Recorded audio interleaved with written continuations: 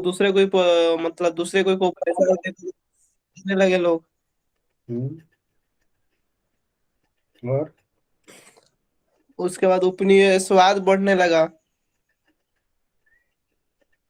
ये कहाँ से हो गया? और और क्या बढ़ने लगा? हम्म। Land revenue sir. और बाकी सब क्या ये भांग खा गए हुए हैं? समझ में नहीं आ रहा है बच्चे। दशहरा पूजा का के खुमार नहीं उतरा है क्या मेला घूमने का? हैं? आधुनिक उद्योगों का विकास हुआ। हाँ। और भू राजस्व का व्यवस्था हुआ। हम्म। क्या राजतंत्र समाप्त हो गया। ये राजतंत्र समाप्त हो गया। अच्छा चलिए। और कृषि का वाणिज्यिकरण हो गया सर। और संपत्ति का पलायन सर हो गया उसमें। संपत्ति का पलायन हो गया। और उसके बाद अस्थाई बंदोबस्त लागू हो गया। ये बात रैयतबाड़ी व्यवस्था लागू हो गया।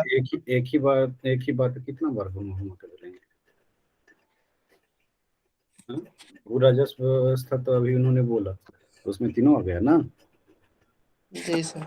आधुनिक उद्योग का विकास हुआ। सूती और वस्त्र, पटसन उद्योग, हम्म, ये सब का विकास हुआ। लौह इस्पात उद्योग वगैरह का हम्म, वाणिज्यिकरण भी हुआ कृषि का। हम्म। तबीयत खराब है क्या दीपाली? हाँ। हाँ सर, थोड़ा बहुत फीवर वगैरह आ गया था। हाँ काफी ये तबीयत खराब लग रही है आपकी। दवा वाली है। ये सब अब सभी के सभी एक साथ बीमार पड़ने लगे हैं आप लोग। घर और ज्यादा तो नहीं धो दिया सबने? नहीं, मेरा तो मेरे खुद गलती नहीं से ही सर, ये हुआ। वेदर चेंज हो रहा है, इसके कारण इफेक्ट हो रहा है सबका। हाँ हाँ सर, हाँ मौसम परिवर्तन के कारण ठंडी। हो नाइट रहा में है। केला खा लिए तो उसके चलते ही फीवर सर्दी हुआ, सर्दी के चलते फीवर हुआ। चलिए जल्दी ठीक हो जाइए आप सभी। हम बात कर रहे हैं यहाँ पे है कि ब्रिटिश आर्थिक नीतियों की बात करते हैं। ब्रिटिश आर्थिक नीतियों को समझने के लिए जो है कि हमें समझना पड़ेगा सबसे पहले कि अंग्रेज भारत में आए थे तो क्यों आए थे, उनका उद्देश्य क्या था। हुँ? क्या उद्देश्य था, क्या उनका उद्देश्य सर सत्ता आए है? थे व्यापारिक देश उद्देश्य था, व्यापार लाभ करने के कमाना। लिए। व्यापार में मोनोपोली अपना बनाने से, एकाधिकार। व्यापार करना था, है ना? मेन मेन व्यापार उद्देश्य। करना ही एकाधिकार शुरू फर्स्ट बार किया। पे नहीं था, वो तो बाद में जैसे जैसे सिचुएशन आते गए वैसे वैसे एकाधिकार करते गए। उद्देश्य क्या था? व्यापार व्यापार व्यापार करना, करना। मुनाफा कमाना। और मुनाफा कमाना।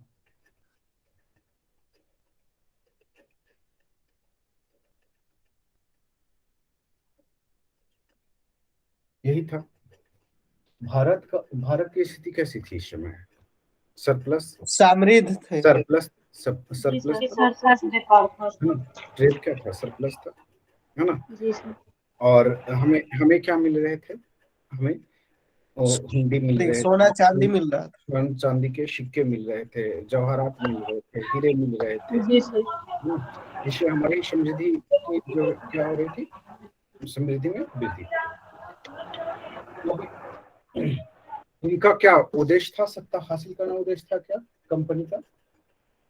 प्रारंभ में तो नहीं था सर। नहीं था। सत्ता के लिए सोचा ही नहीं था, है ना? जी सर। सत्ता के बाद सोचा ही नहीं था। तो क्या था? केवल व्यापार का ही उद्देश्य था। ठीक व्यापार है। करना ही था। अब इसको जो है कि विभिन्न इतिहासकार जो है कि इसको अलग अलग जो है कि कालखंडों में बांटते हैं। यहाँ से मेंस के क्वेश्चन बनते हैं।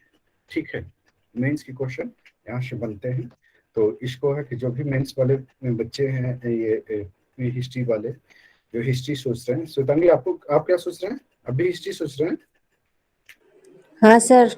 हाँ तो चीजें को थोड़ा सा है कि यहाँ पे कॉन्सेप्ट समझ लेना है। ठीक है। तो यहाँ पे विभिन्न इतिहासकार जो है कि अलग अलग अपना मत रखते हैं कि क्या उद्देश्य थे, है ना? तो कुछ कहते हैं कि नहीं, ये इनकी स्ट्रेटेजी थी कि पहले जो है कि व्यापार करो, उसके बाद है सोसाइटी पे कब्जा करो, उसके बाद जो है कि पूरे इस क्षेत्र पे कब्जा कर लो। कुछ लोग कहते हैं कि नहीं नहीं, एक केवल उद्देश्य जो था व्यापार का था। तो इसमें जो कि विभिन्न इतिहासकार जो है कि इनको जो है कि इनके कालखंडों को अलग अलग भागों में बांट दिया, काफी इनके अलग अलग है ना। तो सबसे पहले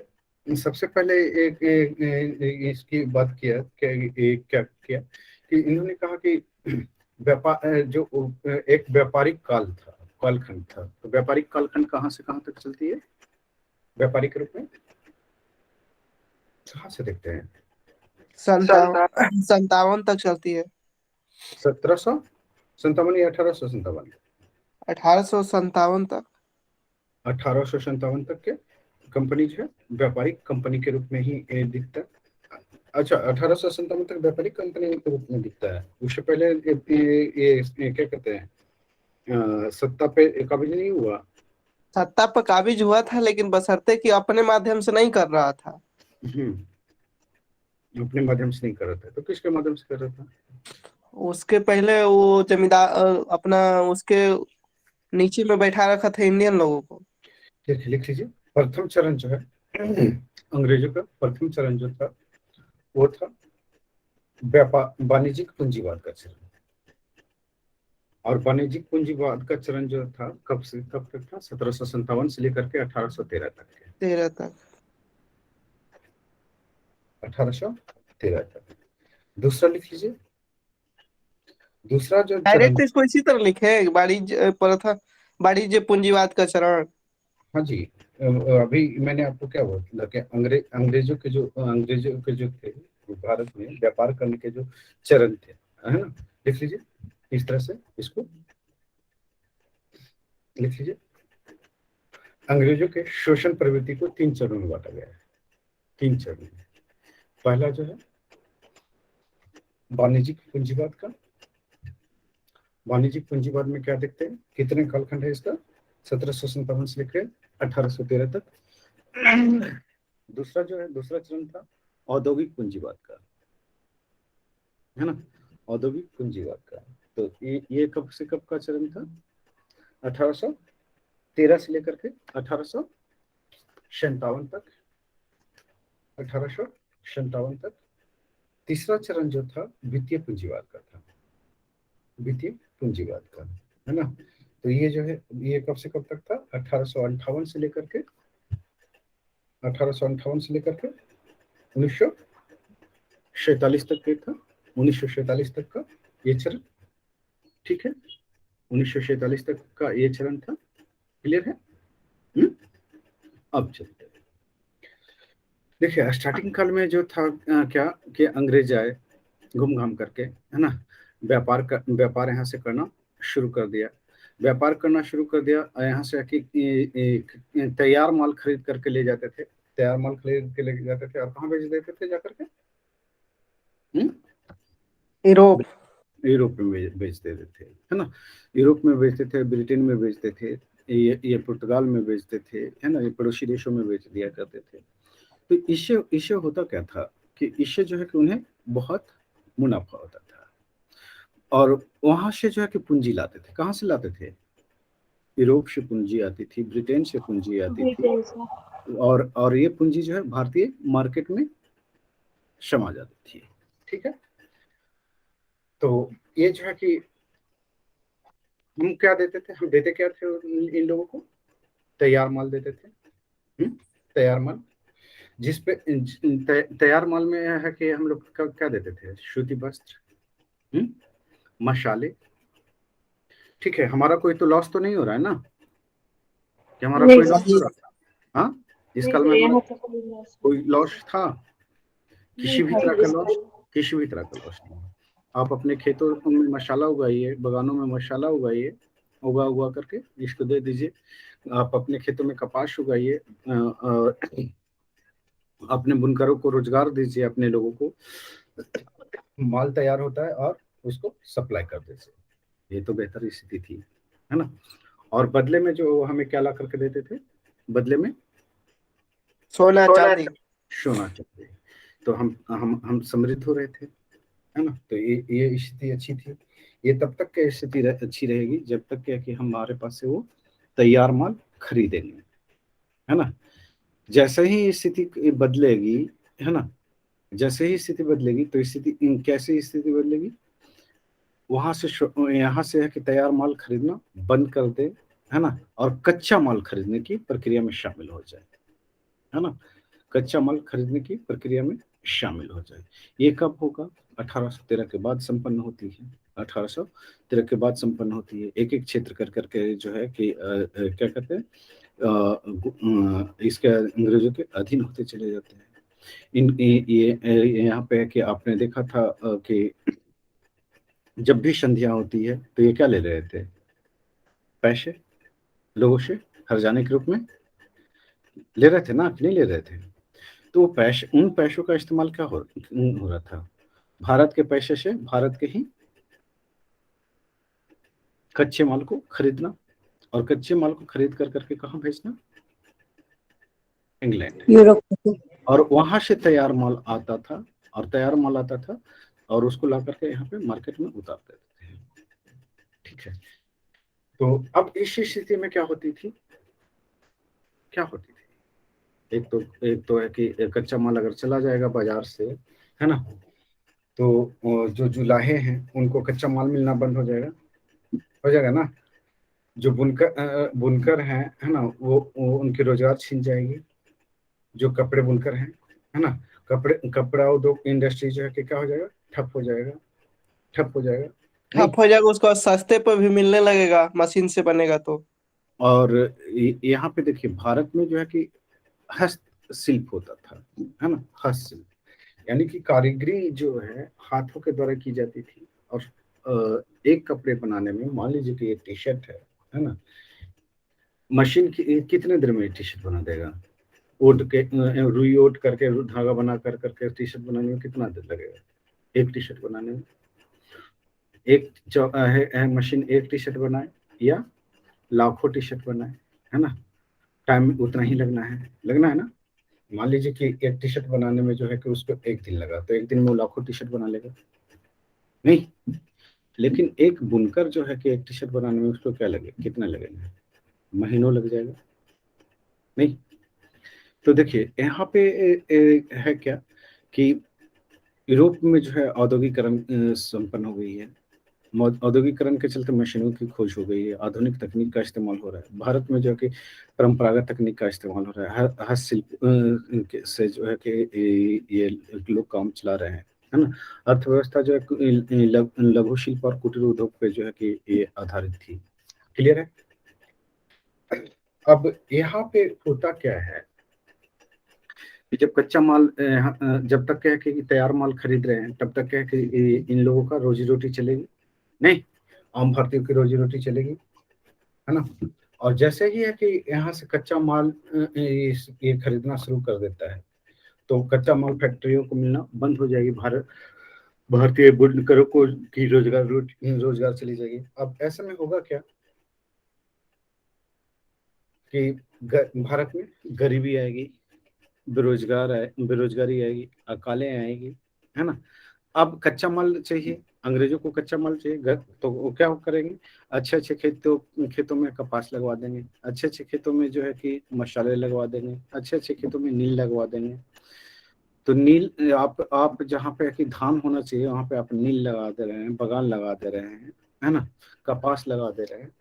तो अनाज कहाँ से उपजेगा? आपने देखा होगा कि अंग्रेजों के टाइम उसका में, भूमि भी बंजर होने लगेगा। अंग्रेजों के टाइम में लंबी चौड़ी जो है कि क्या हुई थी? अकाले, सुना है क्या? जी, सर। उन अकालों के बारे में सुना है? और ये अकाल अकाल किसकी देन थी? क्या नेचुरल था? अंग्रेजों के दिन। नेचुरल था या अंग्रेजों की देन थी? अंग्रेज। अंग्रेजों की देन थी। अगर अंग्रेज चाहते तो भारतीय मरते नहीं, है ना, भारतीय मरते नहीं। और यहाँ पे जो आपने देखा है क्या कि जो खेतों में जो उनके अच्छे क्वालिटी के जो खेत थे, जहाँ पे खादान होते थे, वहाँ पे बागान लगाना शुरू कर दिया, नकदी फसलें लगाना शुरू कर दिया। तो नकदी फसलें आप अपने बेहतर खेतों में लगाएंगे तो फिर कैसे होगा? होगा क्या? नहीं होगा। चलिए ठीक है, ये सब छोड़िए। यहाँ पे एक और ट्रेंड होता है, यहाँ पे एक और ट्रेंड होता है। वो ट्रेंड उभरता है कि भारत से जो कच्चे माल खरीदे जा रहे हैं, है ना। अंग्रेजों का ये स्टार्ट हुआ कि भारत से जो हम खरीद रहे हैं, तो हम उतना दूर से है यहाँ पर जो है कि यहाँ से पैसा लाते हैं और यहाँ पे खरीदते हैं। क्यों ना ऐसा व्यवस्था किया जाए कि यहाँ के पैसे से यहीं के माल खरीदें और बाहर भेज दिया जाए। स्टार्टिंग में जो है कि धन का निष्कासन करना बेतुका होगा, है ना। स्टार्टिंग पीरियड में धन का निष्कासन हो रहा था क्या? अंग्रेजों नहीं। इस सेकंड फेज वाली स्थिति जो आती है, वहां पे जो है कि स्थिति गंभीर होता है। ठीक है, तो ये चीजें, तो चलिए हम लोग इसको लिख लेते हैं, उसके बाद है कि हम एक एक कर करके धीरे धीरे। अच्छा, उपनिवेशवाद क्या है, सुना है क्या? जी सर। क्या है उपनिवेशवाद का मतलब कि जैसे किसी दूसरे क्षेत्र उसको अपने अपने अधीन कर लेना। अपने अधीन कर लेना, ये उपनिवेशवाद है। अपेक्षाकृत कमजोर राष्ट्र पर अपेक्षाकृत मजबूत राष्ट्र द्वारा, है ना, आर्थिक, सामाजिक, राजनीतिक और सैनिक रूप से, है ना, स्थापित वर्चस्व को क्या कहते हैं? उपनिवेशवाद कहते हैं, है ना। यही उपनिवेशवाद है ना, कि नहीं है? चलिए, ये है। तो भारत में यही हुआ था, है ना, भारत में भी यही हुआ था। तो चलिए लिख लेते हैं, लिख लीजिए, लिख लीजिए। प्रथम चरण को लिख लेते हैं पहले, है ना। प्रथम चरण को लिख लीजिए।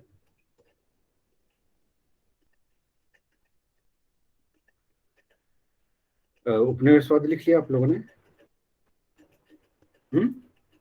नहीं लिखा? लिख लीजिए उपनिवेशवाद।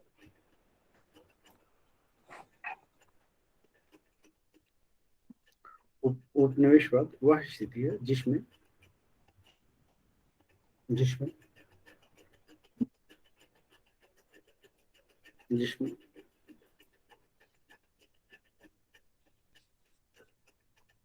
जिसमें जिसमें अपेक्षाकृत कमजोर राष्ट्र पर या कमजोर देश पर अपेक्षाकृत मजबूत राष्ट्र द्वारा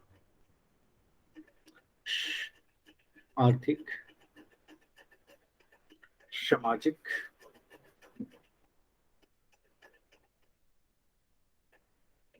राजनैतिक, सांस्कृतिक भी होता है क्या? सांस्कृतिक, सैनिक वर्चस्व स्थापित करना उपनिवेशवाद कहलाता है। उपनिवेशवाद कहलाता है। उपनिवेशवाद कहलाता है। नेक्स्ट लिख लीजिए। नेक्स्ट नेक्स्ट लिख लीजिए। उपनिवेशवाद का मूल तत्व आर्थिक शोषण है। आर्थिक शोषण है। आर्थिक शोषण में निहित है। में निहित है। निहित है। और ये क्या है? उपनिवेशवाद साम्राज्यवाद के पहले की प्रक्रिया है। साम्राज्यवाद के पहले की प्रक्रिया। साम्राज्यवाद के पहले की प्रक्रिया है ना। साम्राज्यवाद के पहले की प्रक्रिया। भारत में उपनिवेशवाद की शुरुआत कब से होती है? कब से होती है? 1757 की क्रांति से। 57 से, प्लासी के युद्ध के बाद से। प्लासी के युद्ध के बाद से शुरू होती है। देख लीजिए, भारत में उपनिवेशवाद की शुरुआत भारत में उपनिवेशवाद की शुरुआत 1757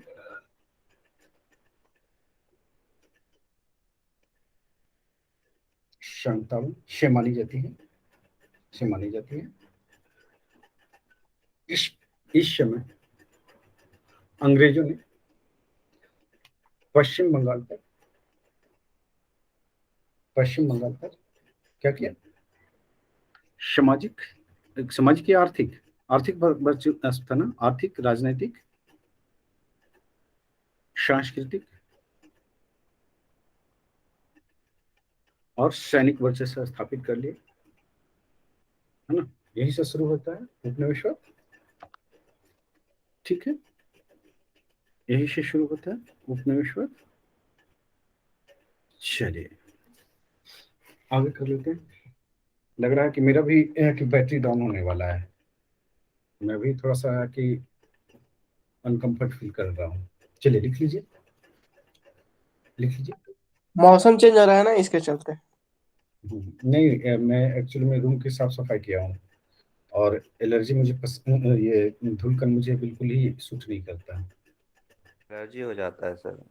हाँ, इसे जैसे साफ सफाई वाला कोई भी होता है ना, तो वहाँ पे मैं होता हूँ तो वो चीज़ें इफेक्ट करता है, क्योंकि अब हम लोग की बॉडी जो है ना उस तरह से नहीं रहा बिहार वाले जैसा, यहाँ पे दिक्कत ये है। चलिए लिख लीजिए, लिख लीजिए इसमें, लिख लीजिए। 17वीं शताब्दी में, 17वीं शताब्दी में भारत विश्व में, भारत विश्व में, भारत विश्व में औद्योगिक माल का, औद्योगिक माल का, औद्योगिक माल का सबसे बड़ा उत्पादक देश था, उत्पादक देश था। यहाँ से मुक्त सूती वस्त्र, रेशमी वस्त्र, मसाले, मसाले, कपड़े, मसाले, नील, शक्कर, औषधियाँ, औषधियाँ, कीमती रत्न, दस्तकारी की वस्तुएं, हाथी दांत के सामान बाहर के देशों में भेजे जाते थे, बाहर के देशों में भेजे जाते थे, और वहां से भारत, भारत में क्या क्या आता था? हीरा, जवाहरात, सोने, चांदी, मोती आदि भारत को क्या होता था? प्राप्त होता था, प्राप्त होता था। तो ये व्यापार क्या है? हम भारत के अनुकूल या प्रतिकूल? हम भारत के अनुकूल व्यापार ये तो अनुकूल हो गया सर।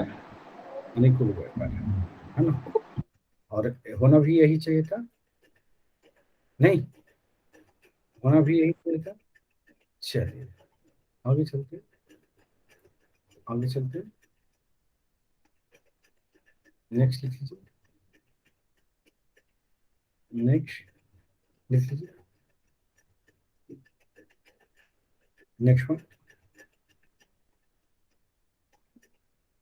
लिख लीजिए। मुगल बादशाह औरंगजेब की मृत्यु के बाद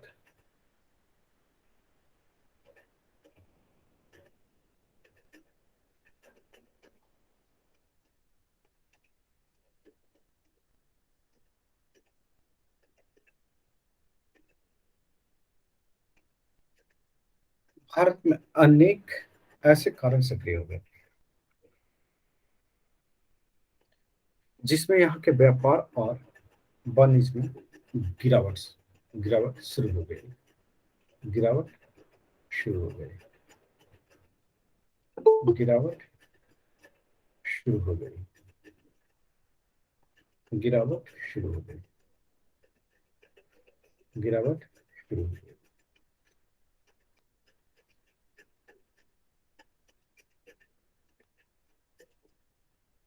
मुगल, उत्तरवर्ती मुगल द्वारा, उत्तरवर्ती मुगलों द्वारा,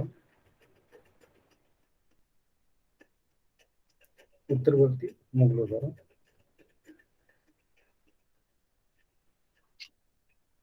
उत्तरवर्ती मुगलों द्वारा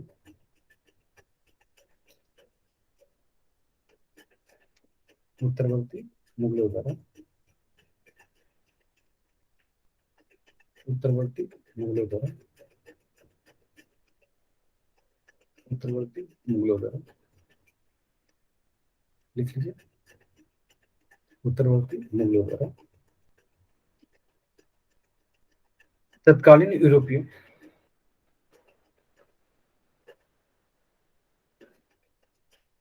नमस्ते सर। नमस्ते, लिख लीजिए। तत्कालीन यूरोपीय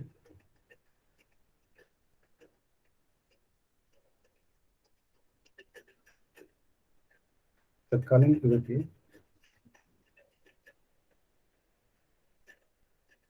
तत्कालीन यूरोपीय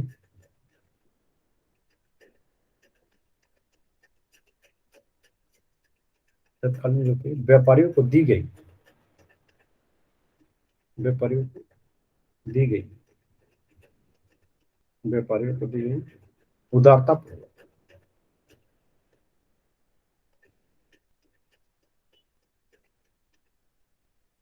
उदारतापूर्वक उदारतापूर्वक उदारतापूर्वक रियायतों ने उदारतापूर्वक रियायतों ने स्वदेशी व्यापारियों के हित स्वदेशी व्यापारियों के हितों का नुकसान पहुंचाया हितों को नुकसान पहुंचाया। नेक्स्ट लिख लीजिए। नेक्स्ट जिस इसी में पहुंचाया जिससे जिससे जिससे भारत के उद्योग प्रभावित हुए। नेक्स्ट लिखिए। प्लासी और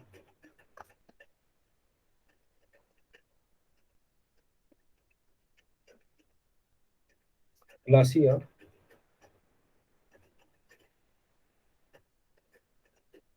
प्लासी और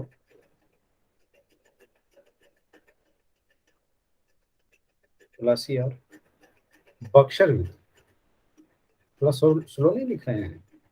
प्लासी और बक्सर युद्धों के बाद अंग्रेजों ने बंगाल की समृद्धि और आत्मनिर्भर अर्थव्यवस्था से आत्मनिर्भर अर्थव्यवस्था से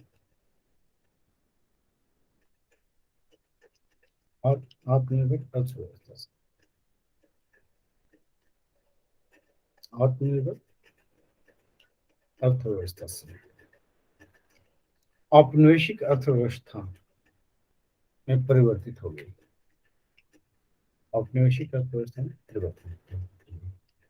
नेक्स्ट लिख लीजिए। प्लासी युद्ध के बाद बंगाल में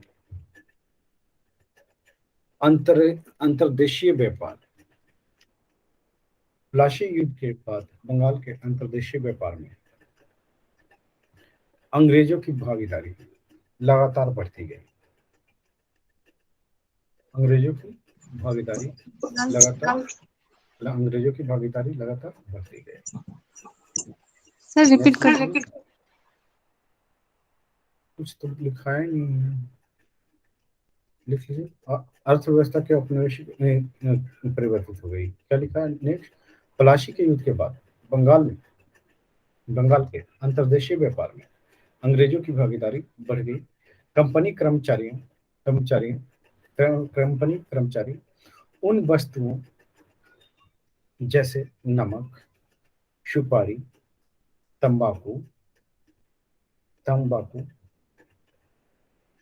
के व्यापार पर भी अधिकार कर लिए,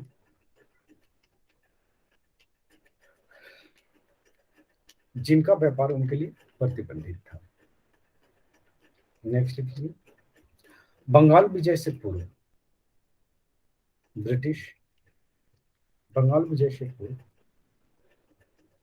ब्रिटिश सरकार ने अपने कपड़ा उद्योग के संरक्षण के लिए अनेक कदम उठाए, जिनमें प्रमुख है 1700 में भारत आने वाले भारत से आने वाले रंगीन एवं छपे हुए वस्तुओं का प्रयोग पर ब्रिटेन में प्रतिबंध लगा दिया गया, यूरोप में प्रतिबंध लगा दिया गया, सूती कपड़ों के आयात पर 15% का आयात लगा दिया गया, आयात शुल्क। 1720 में भारतीय रेशमी एवं छपे या रंगे हुए वस्त्रों के प्रयोग पर इंग्लैंड में प्रतिबंध लग गया। अब एक बात बताइए, इंग्लैंड में जो है कि तैयार माल के आयात पर अगर प्रतिबंध लग जाएगा तो भारत खरीदेगा किससे? भारत का जो माल, तैयार माल है, वो कौन खरीदेगा? कौन खरीदेगा?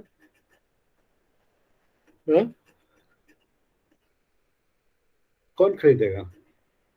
कोई नहीं खरीदेगा। नहीं खरीदेगा। अब है कि भारत को जो है कि यही तैयार माल बेच कर करके उसे पैसे मिलते थे और उस पर प्रतिबंध लगा दिया। अब ये कहेगा कि देखो हम तैयार माल नहीं लेंगे, हमें क्या चाहिए? क्या चाहिए? कच्चा माल। कच्चा माल। कच्चा माल दे दो। तुम्हारा तो बिक रहा है नहीं, कोई खरीद नहीं रहा है, आप भी क्या करेंगे? कच्चा माल देने के लिए तैयार हो जाएंगे, बाध्य होंगे। बात हो जाएंगे, है ना? तैयार माल खरीदने के लिए बात हो जाएंगे, ठीक है, बात हो जाएंगे। अब तैयार माल खरीदने के लिए बात हो जाएंगे, है ना?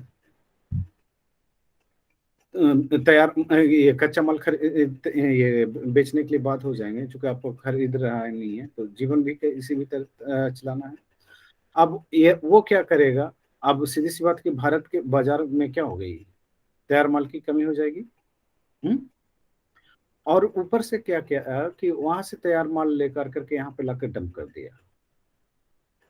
मेरी बात समझ रहे हो ना? तो जब डंप कर देगा तो क्या होगा स्थिति?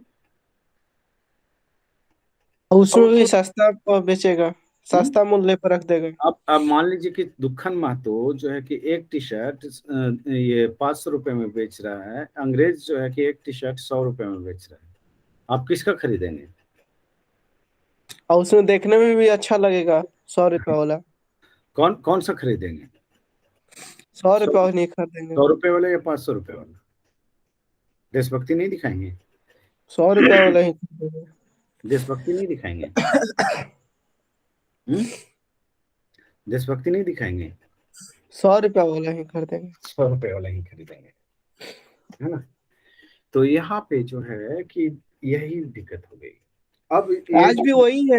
ऑनलाइन जैसे खरीदारी कर रहे हैं, विदेश का जो कि मार्केटिंग है, कंपनी है, फ्लिपकार्ट वगैरह ये सब।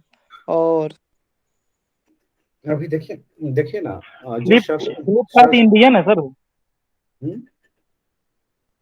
फ्लिपकार्ट इंडियन है, अमेजन खरीद लिया गया। अमेजन विदेशी कंपनी है। फ्लिपकार्ट का शेयर खरीद लिया है। नहीं कहते हैं, अमेजन से खरीदते हैं ना, सबसे ज्यादा तो अमेजन ही फैसिलिटी देता है। जो तो दुकान की स्थिति खराब ही हो रही है दिन पे दिन। है ना, ये कंपनी किसकी कंपनी है? अमेजन, उसी की है। अब बताइए कि हम लोग कुछ अलग चले गए थे, हम लोग यहाँ पे बात करें कि कच्चा माल कहाँ चला गया? इंडिया और भारत, ब्रिटेन और भारत, यहाँ से कच्चा माल नहीं दिखेगा, ये मैं दिखाता हूँ। कच्चा माल जो है ये कहाँ जा रहा है? ब्रिटेन। और यहाँ से तैयार माल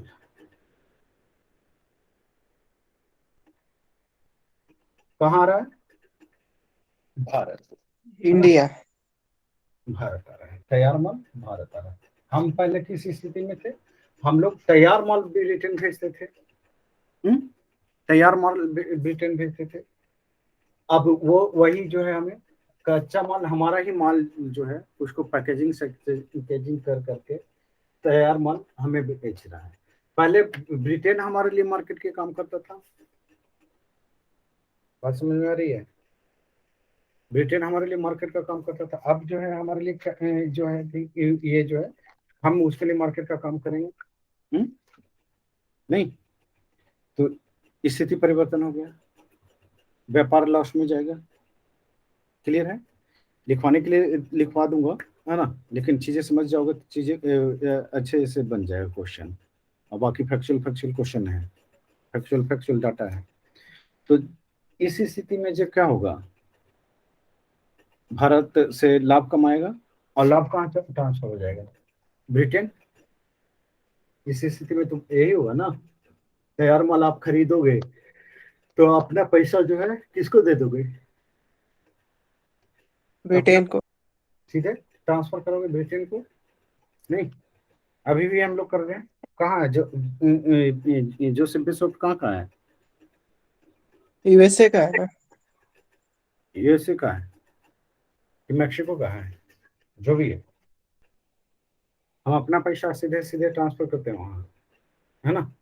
और ये करता क्या है, थोड़ा सा हमें सुविधा भी देता है, यही करता है ना। चलिए छोड़िए सबको, ये चीजें समझ में आ गई। नेक्स्ट लिख लीजिए, लिख लीजिए नेक्स्ट।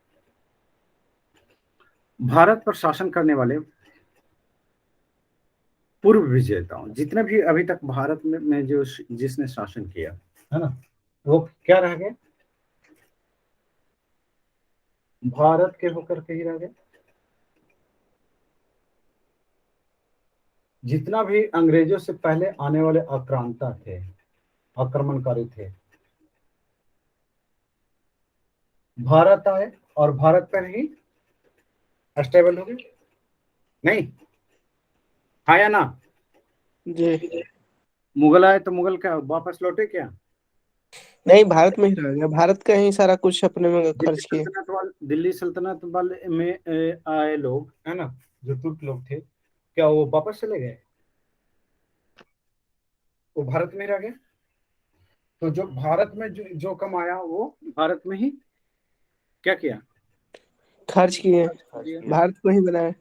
ये पहला ऐसा गोरा था, है ना, जो भारत में कमाया और कहाँ डंप किया?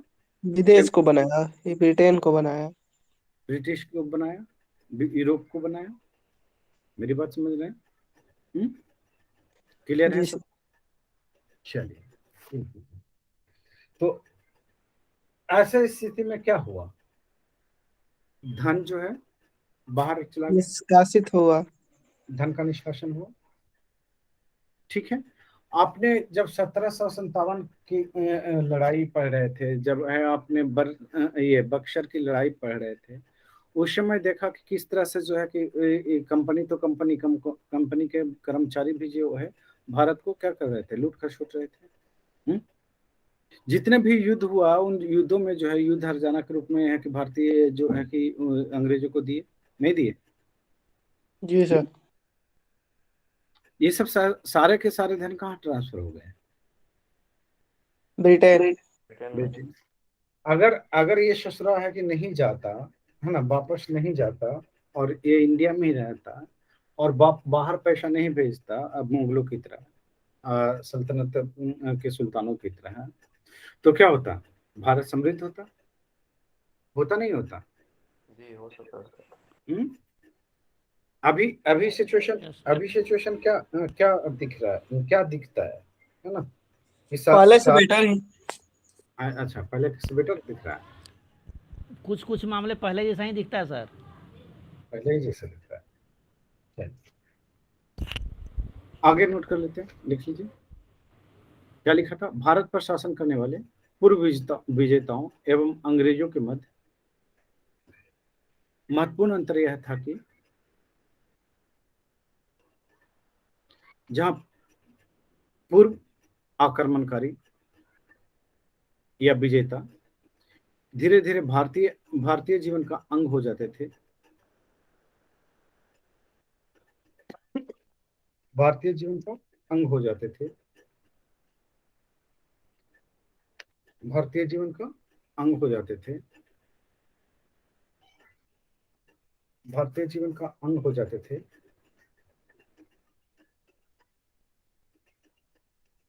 वही अंग्रेज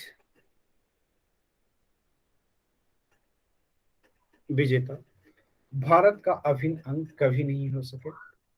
आपने देखा कि 200 सालों तक रह कर कभी ये वापस चला जाता है।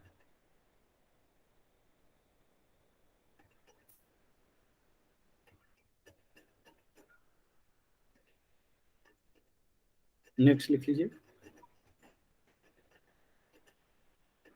इन्होंने क्या किया, आपने देखा लूट लिया, लूट मार किया। विचारत, दीवानी, विचारत किसके हाथों में सौंप दिया था? भारतीयों के अपने हाथ। भारतीयों के हाथों में ही सौंपा था, है ना। हेड बॉस बने हुआ था खुद, और बाकी काम किससे चला रहे थे लोग? अपने इंडियन। इंडियन लोगों से। अब है कि वो विद्रोह होता भी तो किसके विरुद्ध होता? अपने में लड़ो मरो। अपने में लड़ो मरो। मजे की तो बात ये है कि जो जितने भी ब्रिटिश सैनिक थे वो इन इंडिया के ही थे। इंडिया वाले लोगों ने इंडिया पे ही गोली चला दी।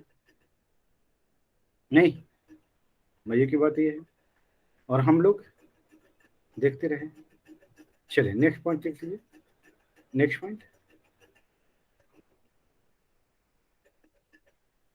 भारतीय अर्थव्यवस्था को ब्रिटिश औपनिवेशिक अर्थव्यवस्था में परिवर्तित करने के पीछे ब्रिटिश सरकार का मुख्य उद्देश्य था अपने उद्योगों के लिए कच्चा माल तैयार करना, अपने उद्योगों के लिए कच्चा एवं सस्ता माल प्राप्त करना, कच्चा एवं सस्ता माल प्राप्त करना, कच्चा एवं सस्ता माल प्राप्त करना, और अपने उत्पाद को भारतीय बाजार में, यही समझाया था ना, ऊंची कीमतों पर बेचना। ऊंची कीमतों पर बेचना।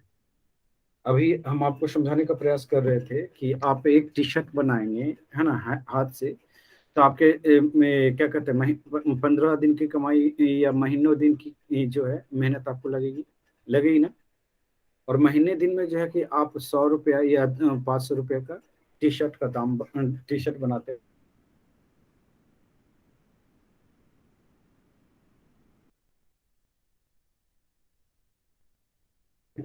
और उसका कॉस्ट जो है 500 रुपये लगाते हैं। और अंग्रेज जो है कि उसी टी शर्ट को जो है मशीन द्वारा बनाता है, और उसका बड़े पैमाने पे बनाएगा, मशीन से बनाएगा, है ना। तो उसका ये जो कॉस्ट है, प्रोडक्शन कॉस्ट है, वो ज्यादा होगा कम होगा? कम होगा। और जो हैंडमेड होगा उसका प्रोडक्शन कॉस्ट क्या होता है, ज्यादा होता है कम होते हैं? ज्यादा। ज्यादा होता है। अब प्रोडक्शन कॉस्ट ज्यादा होगा तो वो है कि आप कम करेंगे नहीं रेट, और वो आपको 500 की जगह पे 1,000 में कि अंग्रेज दे रहा है। दूसरी चीज है कि हाथ से बना हुआ होता है, उसकी लिमिटेशन है। बहुत खूबसूरती उसमें नहीं होती है, कसीदाकारी होती है, लेकिन बहुत ज्यादा खूबसूरती नहीं होती है। लेकिन मशीन द्वारा जो बनाए जाते हैं, मशीन द्वारा जो कपड़े सिले जाते हैं, वो बेहद अट्रैक्टिव होता है। आप लोग भी पहनते हैं अभी मशीन द्वारा? कितने लोग हैं कि खुद से कपड़े सिलते हैं? सारा तो सिलवा मशीनी जो हम लोग पहनते हैं। सिलाए, है ना। जाते हैं बाजार में और कहते हैं शर्ट दिखा दो, क्या साइज, वो पूछता है साइज, और जैसे आप साइज बताते हैं, आपको लगभग आपके बॉडी के शेप साइज से मिलता जुलता चीजें आपको दिखा देता है ना। तो ये चीजें जो है कि यहाँ पे आप देखते हैं क्या कि अंग्रेजों के साथ नहीं थी, ये भारतीयों के साथ नहीं थी। भारत हैंडमेड कर रहे थे, वो सस्ता सस्ता है कि सस्ता कपड़ा ला रहा है ना, और टिकाऊ ला रहा है, और अट्रैक्टिव ला रहा है। तो ऐसे में ये क्या होगा, भारतीय उद्योग, जो वस्त्र उद्योग था, वो क्या हो जाएंगे, नष्ट हो जाएंगे। एक तो है कि लेबर ने, एक तो है कि एक तो कच्चा माल नहीं मिल रहा है। दूसरा चीज है कि लेबर का कॉस्ट है ना, और जो प्रोडक्शन कॉस्ट है उसमें अंतर है ना, उसमें अंतर है। तो ये चीजें है कि दोनों चीजें अलग अलग हो जाती है। चलिए नेक्स्ट लिख लीजिए।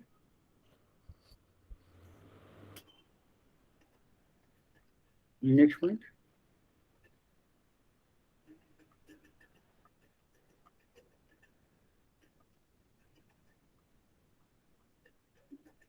नेक्स्ट लिख लीजिए।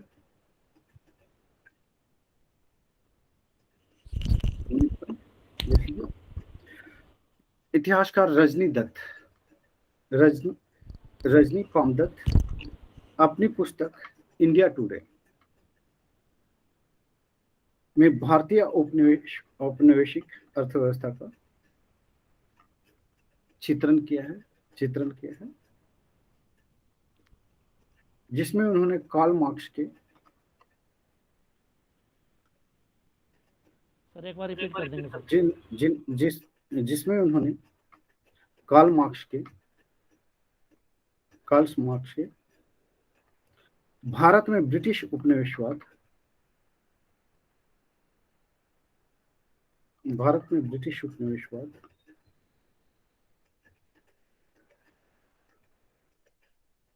और आर्थिक शोषण के 3 चरण वाले सिद्धांत को आधार बनाया है। ठीक है, लिख लीजिए। उपनिवेशवाद के प्रथम चरण में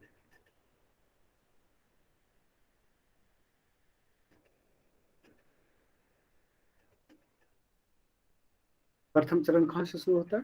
प्रथम चरण प्लासी के युद्ध से शुरू होता है।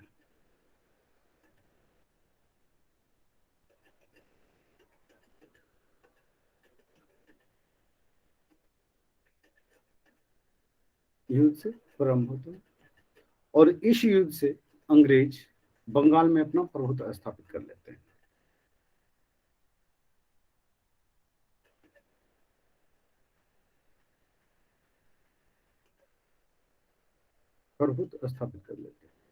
अंग्रेजों का पहला उद्देश्य था भारत के साथ व्यापार पर एकाधिकार कायम करना।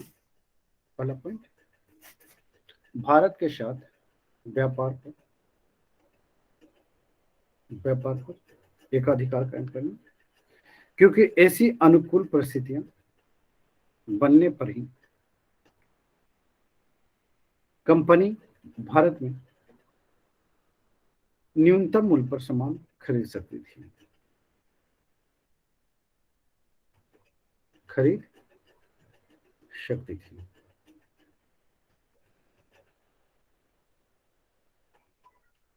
नेक्स्ट लिख लीजिए। प्लासी एवं बक्सर युद्धों के बाद अंग्रेजों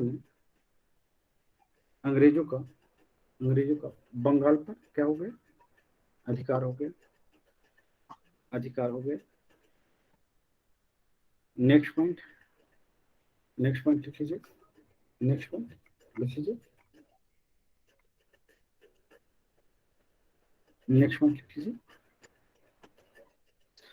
कंपनी का दूसरा उद्देश्य था भारत की सत्ता पर अपना नियंत्रण स्थापित कर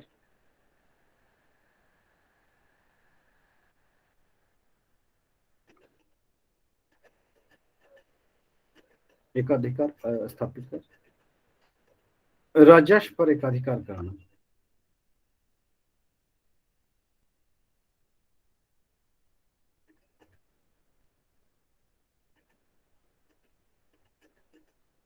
इस प्रकार विजित प्रदेशों की सरकारी आय पर भी अंग्रेजों का अधिकार हो गया।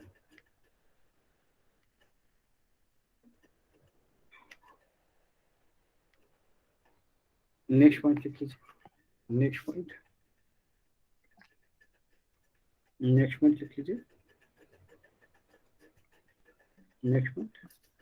लिख लीजिए।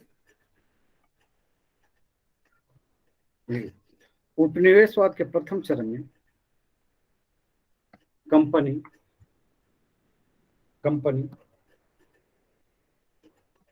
ब्रिटेन तथा यूरोप के अन्य देशों को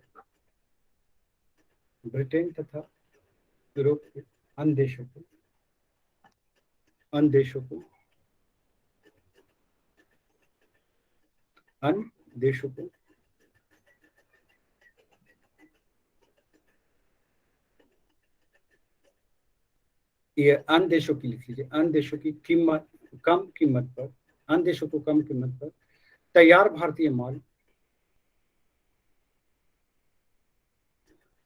तैयार भारतीय माल का निर्यात कर अच्छी कीमत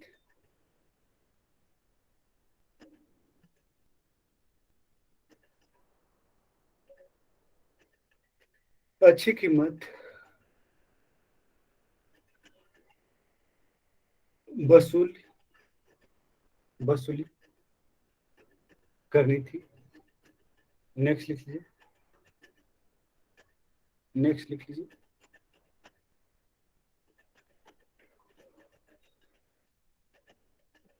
कंपनी का एक लक्ष्य भारतीय हस्तशिल्प उद्योग बना। कंपनी का एक लक्ष्य भारतीय हस्तशिल्प उद्योग बने, जिस पर एकाधिकार नियंत्रण के लिए शक्ति का इस्तेमाल किया गया। शक्ति का इस्तेमाल किया गया। नेक्स्ट पॉइंट,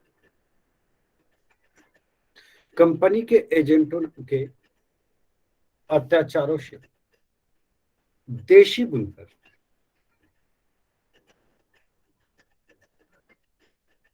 बाजार मूल्य से कम मूल्य पर कपड़ा तैयार करने को विवश हो गए। बाजार मूल्य से कम मूल्य पर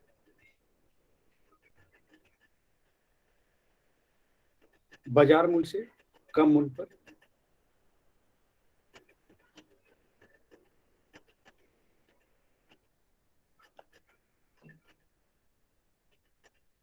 लिखिए, कपड़ा तैयार करने को विवश हो गए, जिससे उनका अधिक शोषण हुआ। नेक्स्ट लिख लीजिए, भारत से माल खरीदने के लिए कंपनी ने इंग्लैंड से मुद्रा मंगाना बंद कर दिया, पैसा भी बंद कर दिया।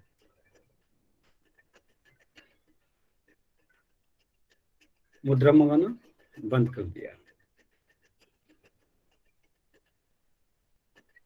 बंद कर दिया।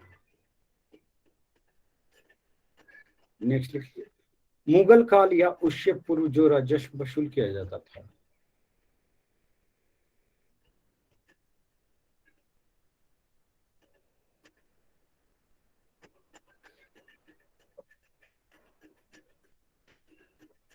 वसूल किया जाता था। क्या लिखा लास्ट लाइन? मुगल काल या उससे पूर्व जो राजस्व वसूल किया जाता था, वसूल किया जाता था, उसे भारत में खर्च किया जाता था, उससे भारत में खर्च किया जाता था, लेकिन भारत को कुछ भी नहीं मिलता था। मुगलों ने आमतौर पर लगान में वृद्धि नहीं की, लगान में वृद्धि नहीं की, लगान में वृद्धि नहीं की।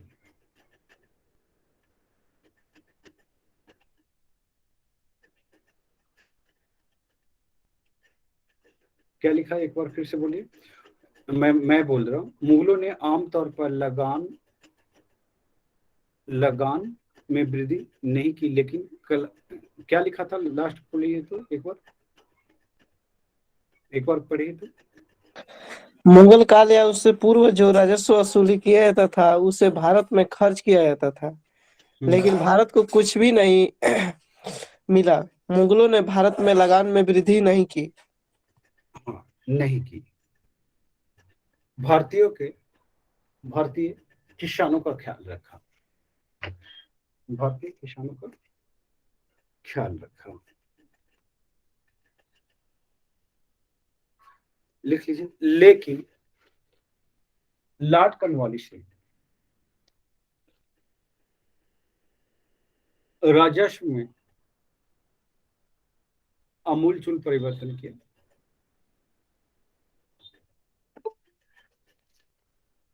आमूलचूल परिवर्तन किया और रैयतवाड़ी एवं जमींदारी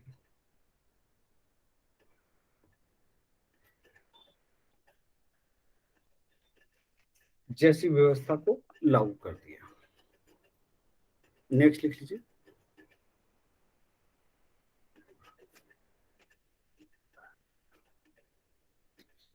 इसका मतलब क्या है? प्रथम चरण लिख लीजिए। इससे स्पष्ट होता है कि प्रथम चरण, कंपनी का प्रथम चरण का एकमात्र उद्देश्य किसी तरह भारत के धन को लूटना था। भारत के धन को लूटना था। भारत के धन को लूटना था। नेक्स्ट पॉइंट लिख लीजिए। नेक्स्ट पॉइंट, भारत के धन को लूटना था। नेक्स्ट लिख लीजिए।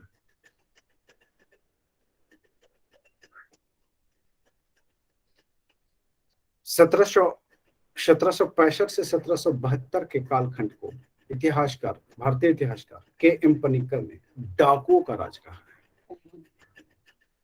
डाकुओं का राज कहा है। डाकुओं का राज कहा है। एक मिनट। डाकुओं का राज कहा है।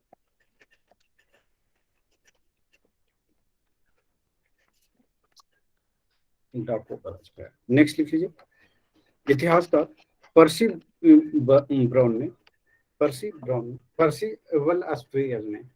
स्पेयर ने इस कालखंड को बंगाल में खुली तथा बेशर्म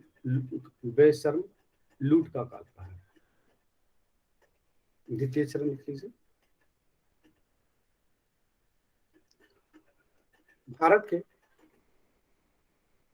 साम्राज्यवादी शोषण इतिहास में 1813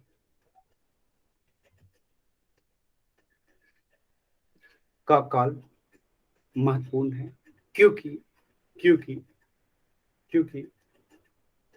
इस समय भारत के व्यापार से कंपनी का एकाधिकार समाप्त हो गया।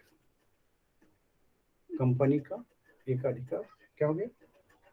समाप्त हो गया।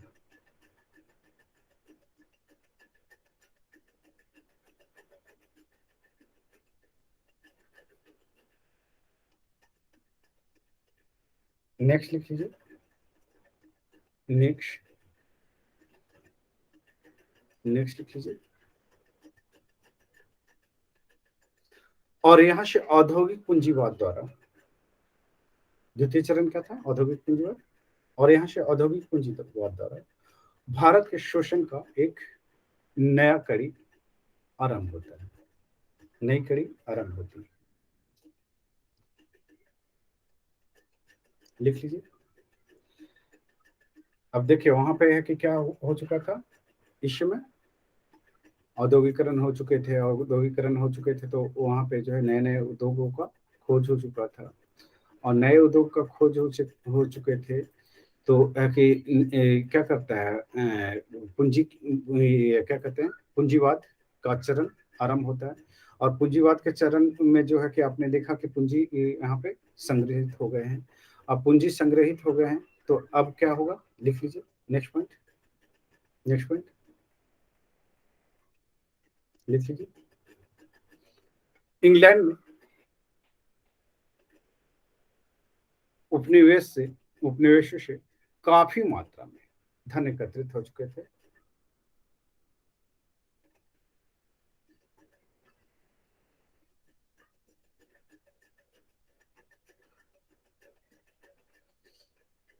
लिख लीजिए। भारत की लूट से इंग्लैंड में औद्योगिक क्रांति शुरू हुई।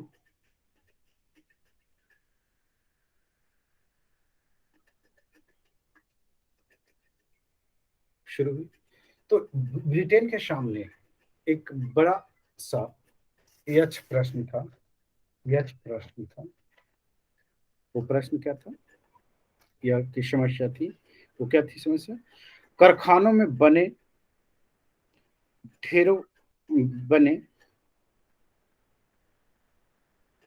कारखानों में तैयार माल को बेचने के लिए बाजार की आवश्यकता थी। बाजार की आवश्यकता थी। बाजार की आवश्यकता थी।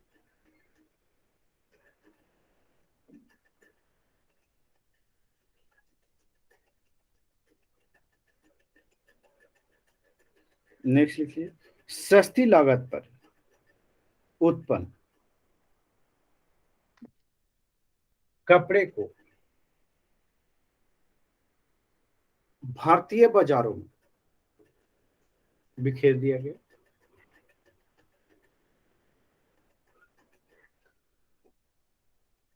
ये कपड़े क्योंकि यह कपड़े इंग्लैंड के मिलों द्वारा तैयार की जाती थी, जिससे यह अपेक्षाकृत सस्ते भी थे।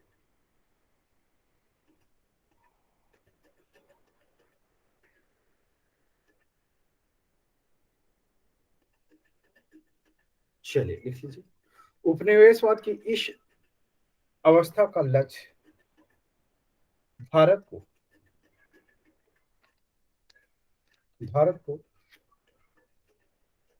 ब्रिटेन के एक अधीनस्थ व्यापार के रूप में, ब्रिटेन के एक अधीनस्थ बाजार के रूप में विकसित करने की थी, जिसे आसानी से शोषण किया जा सके।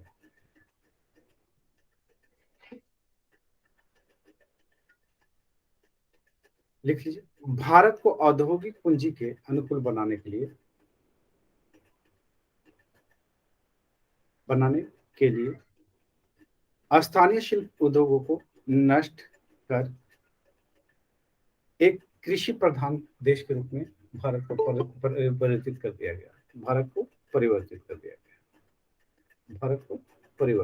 गया।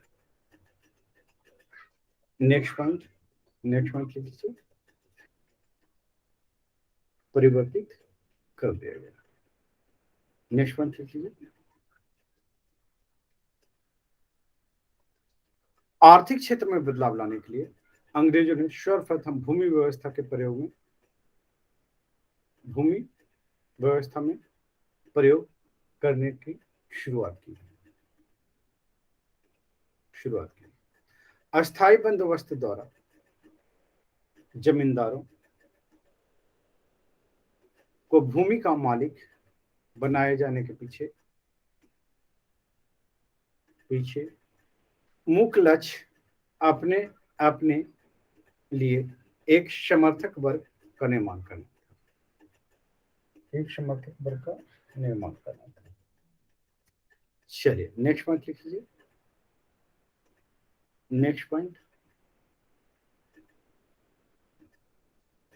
नेक्स्ट लिखिए, उपनिवेशवाद की इस अवस्था में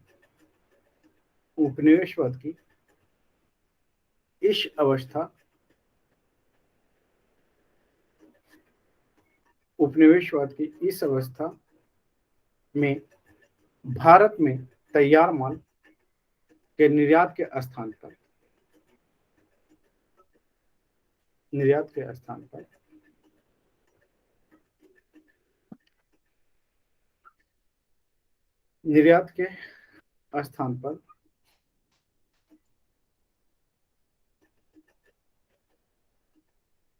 क्या लिखा, एक बार फिर से पढ़िए, तो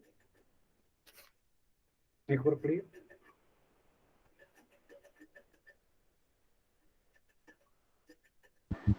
उपनिवेशवाद की इस अवस्था में भारत में तैयार माल के निर्यात के स्थान पर, उपनिवेशवाद की इस अवस्था में भारत में तैयार माल के स्थान पर, निर्यात के स्थान पर कच्चे माल को तरजीह दिया जाने लगा।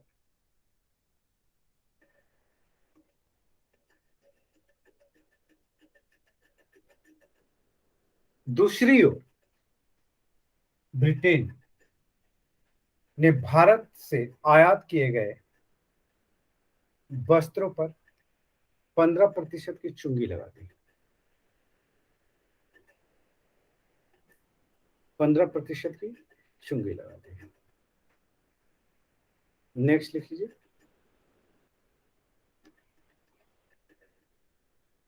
भारत से कच्चे माल के निर्यात तथा ब्रिटिश कारखानों में उत्पादित माल के आयात तथा इसके आंतरिक विक्रय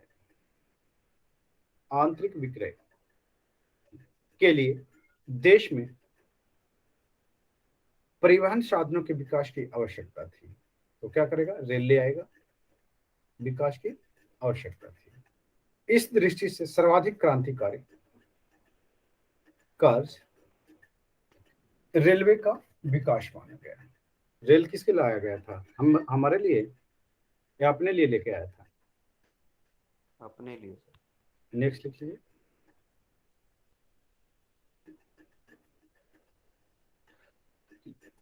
रेलों का विकास का प्रमुख कारण भारत की प्रगति ना होकर ब्रिटिश साम्राज्य की सुरक्षा तथा ब्रिटेन के उत्पादों को भारत के आंतरिक भागों तक पहुंचाना था। ठीक है, नेक्स्ट लिख लीजिए। तीसरा चरण जो है वित्तीय पूंजीवाद का।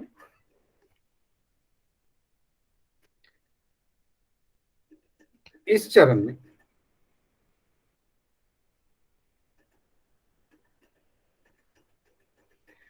ब्रिटेन के पास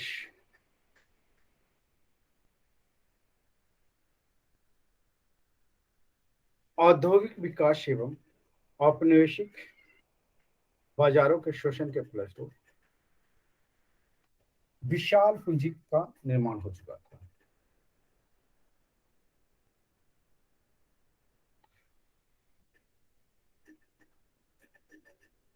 नेक्स्ट लिख लीजिए। उद्योगपतियों की बढ़ती हुई संपत्ति से मजदूर वर्ग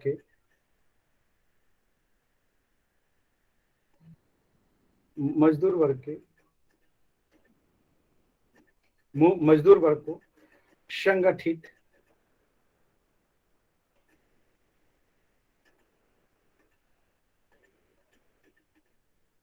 होने की प्रेरणा मिली। दूसरी ओर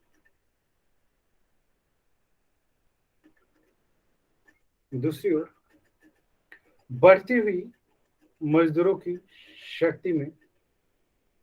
शक्ति से पूंजीपतियों का आशंकित होना स्वाभाविक था।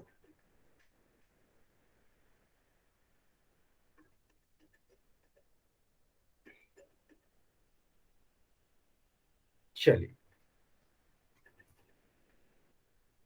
लिख लीजिए। यूरोपीय पूंजीपतियों में यह धारणा दृढ़ हो गई कि मजदूरों की बढ़ती हुई शक्ति उनके सौदेबाजी की क्षमता को बढ़ा सकती है और इसका प्रभाव उनके मुनाफे पर पड़ेगा।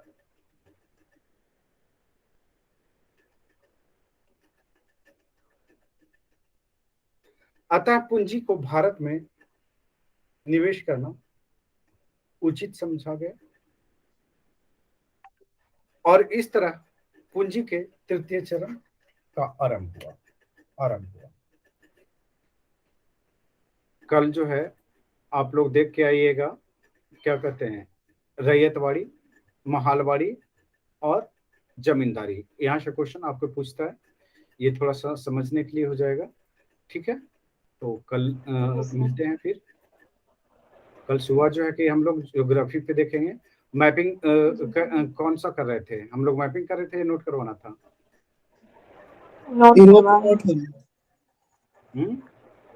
नोटिंग